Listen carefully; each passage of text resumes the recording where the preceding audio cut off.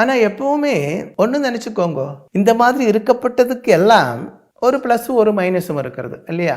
எந்த அரசியல்வாதியாயிருந்தாலும் எந்த சினிமாக்காரன் ஆயிருந்தாலும் அவரை விமர்சனம் செய்யப்பட்ட ஒரு குரூப் இருக்கத்தான் செய்யும். அது இல்லாமல் இருக்காது இல்லையா? இப்போ அரசியல் லீடராக இருக்கப்பட்ட ஒரு ஆள், பெரிய தலைவர், அவர் நிறைய செய்தாச்சு. ஒரு உதாரணம் சொல்றேனே, நம்ம பெரும் தலைவர் காமராஜரே எவ்வளவோ நல்லது பண்ணாங்க. அவரும் எலெக்ஷன்ல தோற்று போச்சு இல்லையா?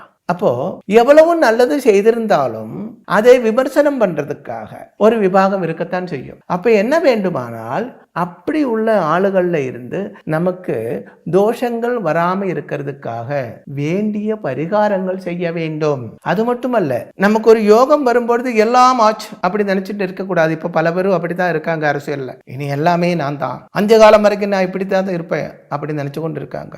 இதெல்லாம் பபிள்ஸ் மாதிரி தான், எப்போ வேணும்னாலும் உடஞ்சு போய்விடும்.